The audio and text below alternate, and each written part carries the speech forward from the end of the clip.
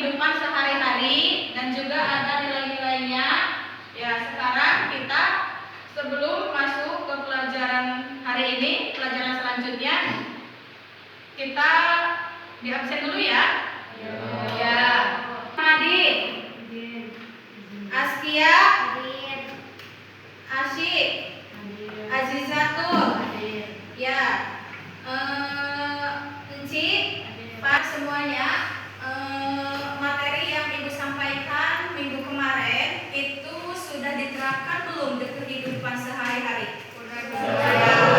Ya, tentunya itu harus diterapkan ya. Ya. Sekarang kita akan memahami nilai-nilai Pancasila dalam kehidupan sehari-hari. Tujuan pembelajarannya yaitu menumbuhkan kesadaran berbangsa dan bernegara, membentuk karakter dan kepribadian yang sesuai dengan nilai-nilai luhur Pancasila, mendorong sikap kritis dan aktif dalam kehidupan demokratis, membangun kesadaran hidup dalam keberagaman, membekali peserta didik dengan landasan moral dan etika. Sebelum kita mulai pelajaran hari ini, mari kita berdoa terlebih dahulu. Berdoa mulai. Bismillahirrahmanirrahim. Allahumma ftah alaina futuhal arifin bi hikmatika wansur alaina min khazaini rahmatika ya arhamar rahimin. Nah, ini pendahuluan dari tadi yang memahami ya nilai-nilai Pancasila. Jadi dalam kehidupan sehari-hari, nilai-nilai Pancasila menjadi panduan moral dan etika bagi seluruh rakyat Indonesia, mulai dari lingkungan keluarga, sekolah, masyarakat, hingga pemerintahan.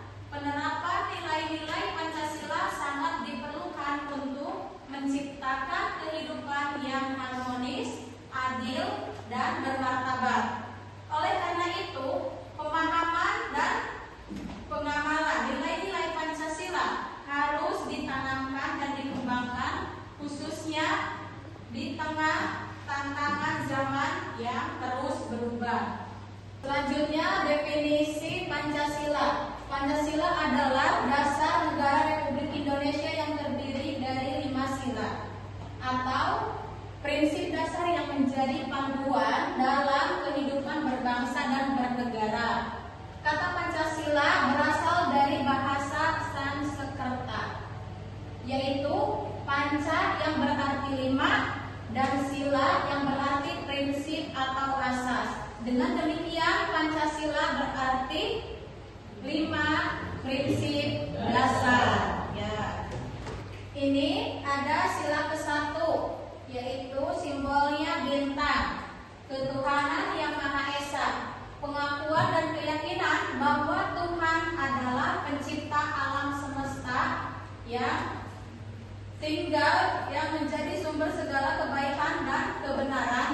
Makna ini juga mencakup kebebasan beragama bagi setiap warga negara sesuai kepercayaan masing-masing, serta kewajiban untuk menghormati perbedaan keyakinan dan menciptakan kerukunan dalam hidup bermasyarakat. Selanjutnya, sila kedua. Ada rantai kemanusiaan yang adil dan beradab. Sikap hidup yang didasarkan pada kesadaran moral dan hati nurani, menghargai harkat serta martabat manusia sebagai makhluk Tuhan yang setara, menjunjung tinggi keadilan, bersikap sopan, menghormati hak dan kewajiban sesama, serta bertindak tidak membeda-bedakan suku, agama, ras, atau status sosial demi terciptanya persatuan dan kemanusiaan yang utuh.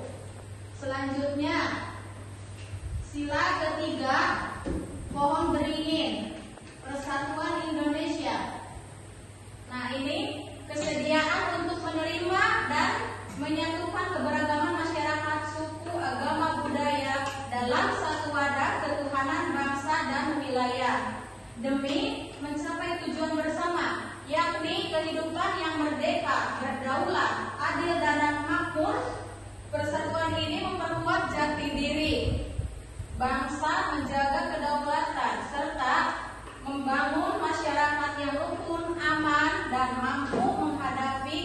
segala tantangan. Selanjutnya ini sila keempat, kerakyatan yang dipimpin oleh hikmat kebijaksanaan dalam permusyawaratan perwakilan.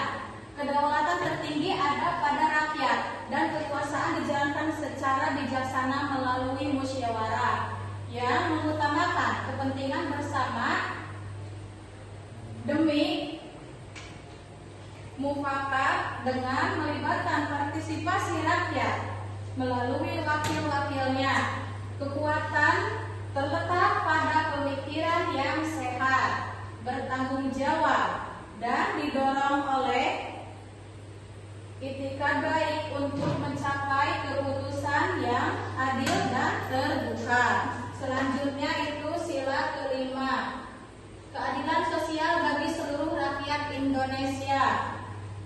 Tercapainya masyarakat yang adil dan sejahtera, di mana setiap individu berhak mendapatkan perlakuan yang adil tanpa diskriminasi dalam segala bidang, baik hukum, ekonomi, sosial maupun politik.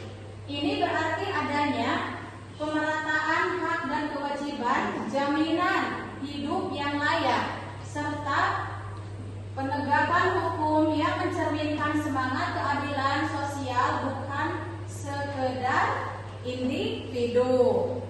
Sekarang Ibu akan memberikan pertanyaan untuk kalian dari materi yang tadi Ibu sampaikan dan juga minggu kemarin-kemarin ya.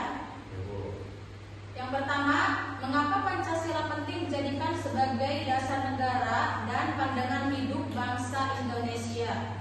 Kedua, apa tantangan terbesar dalam menerapkan nilai-nilai Pancasila di era globalisasi saat ini?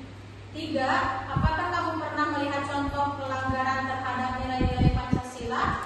Bagaimana seharusnya kita menyikapinya? Dan yang terakhir, bagaimana cara menjaga keadilan sosial di lingkungan sekolah atau masyarakat? Ya, ini adalah pertanyaan dari Ibu. Nanti kita melakukan refleksi bersama ya, yaitu kita akan menyimpulkan materi pembelajaran hari ini ya, dan langsung sama-sama menerapkannya dalam kehidupan sehari-hari. Ya, jadi dari pertanyaan yang tadi Ibu berikan, kita akan menyimpulkan jawabannya ya. Yang pertanyaan pertama, mengapa Pancasila itu penting ya?